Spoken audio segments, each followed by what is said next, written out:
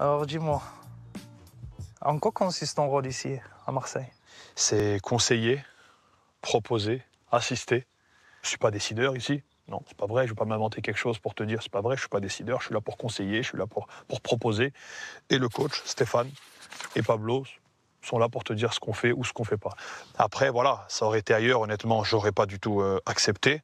Et aujourd'hui, je suis là vraiment, et je tiens à le dire, lié, et je n'ai pas honte de le dire, lié aussi au président, parce que c'est lui qui m'a fait venir. Quel est le projet de l'OM? Parce qu'on a du mal à s'identifier lorsqu'on regarde ça d'un œil extérieur, avec le nombre de mouvements qu'il y a chaque saison. Quand tu changes beaucoup d'entraîneurs et que tu n'arrives pas à trouver une certaine stabilité, malheureusement, ça crée du changement et ça crée du mouvement. Et les gens te disent, oui, mais c'est instable. Oui, c'est vrai. C'est vrai, c'est factuel, on ne peut pas dire que c'est pas vrai.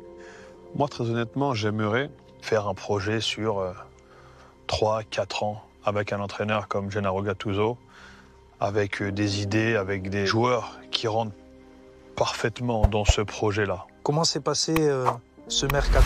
Est-ce que tous les mouvements étaient prévus ou est-ce que vous avez été pris de court? Écoute, c'est une bonne question. Non, on s'attendait vraiment à vivre un mercato, pour le coup, très calme. Parce qu'on cherchait, j'aime pas appeler ça comme ça, mais on cherchait un peu une doublure à gauche. On s'est vite rendu compte, avec la blessure aussi du capitaine, de Val, qu'il allait falloir aussi intervenir au milieu de terrain. Sauf que malheureusement, on était sous contrôle des NCG, on ne pouvait pas faire grand-chose, on était un petit peu dans l'embarras. Voilà comment est venue après l'idée Jean Onana. Ça. Ensuite, il est arrivé cette offre pour Lodji d'Arabie Saoudite. C'était pas prévu au départ, non, qui n'était pas prévu du tout. On en a parlé avec le président, il nous a dit non, on ne touche pas. On a dit au coach qu'on ne vendrait pas derrière, donc on ne touche pas. Malheureusement, le joueur a su par son agent qu'il y avait cette offre-là, le coach l'a reçue. Il lui a dit, écoute, j'ai une offre qui est arrivée, apparemment vous ne voulez pas accepter, etc. Mais moi je vais gagner 4 fois le salaire, il faut me laisser partir. Le coach, le lendemain, il nous attrape à moi et au presse, il dit, les gars, moi, on vient me parler d'argent, je suis entraîneur de football, ça ne me plaît pas. Mais s'il a la tête ailleurs, il faut le laisser partir. D'accord. Donc là, on a commencé à s'activer, à essayer de tirer aussi la plus belle offre possible aussi pour les intérêts du club. Ok, d'accord. Et avec Gattuso, ça se passe bien? Parce que j'ai cru voir justement qu'il y a eu des tensions entre vous par rapport au transfert de Lodji. Samir, la seule chose que je peux te dire, et le coach, il est un peu comme nous. On a nos qualités, nos défauts, mais on ne peut pas faire semblant, on est transparent et on dit les choses. Et je n'ai jamais eu le moindre souci avec le coach depuis que je suis arrivé, et je pense que j'en aurais pas du tout d'ailleurs. Arriver ici et parler 2 heures avec Gattuso avant l'entraînement, c'est même pas du travail. Je te dis la vérité, c'est même pas du travail. C'est une chance, c'est un plaisir, c'est un kiff.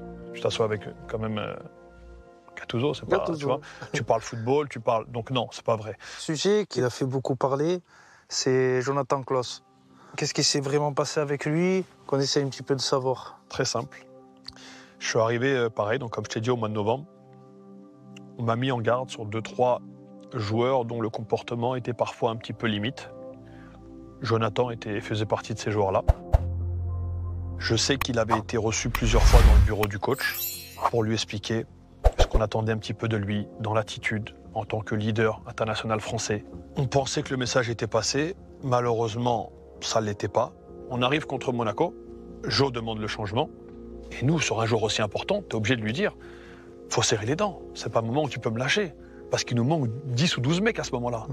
Tu vois ce que je veux te dire? Donc, quand tu sors et qu'on apprend par le staff médical que c'est un coup, qu'en fait, non, il n'y avait rien de particulier, que le joueur avait demandé à sortir, tout le staff, on n'est pas content. On n'est pas content. On se dit, mais le joueur, il veut partir. Donc, le club me demande d'appeler son agent. Il était 23h30, minuit, après le match de Monaco, minuit. Et je laisse une note vocale, effectivement, à l'agent en disant s'il peut me rappeler que c'est important pour nous de pouvoir avancer rapidement. Voilà. Quand je fais le message, heureusement, il y a les gens du club autour de moi, il y a le coach, il y a le président.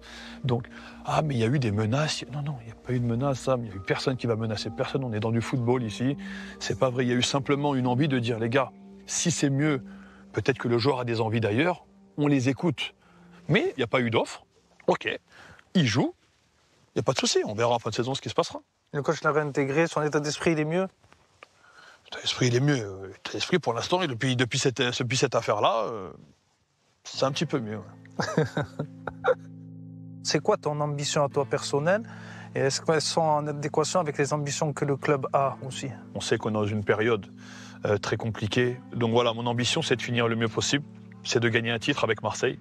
Alors que si c'est la Ligue 1, tant mieux. Si c'est une coupe, je prends aussi. Si c'est l'Europa League, je signe. Mais je pense que ce club, ses fans en tout cas, quand on voit la passion qu'il y a, ils méritent de connaître aussi ce genre de joie, de victoire. Et je pense que ce club le mérite sincèrement.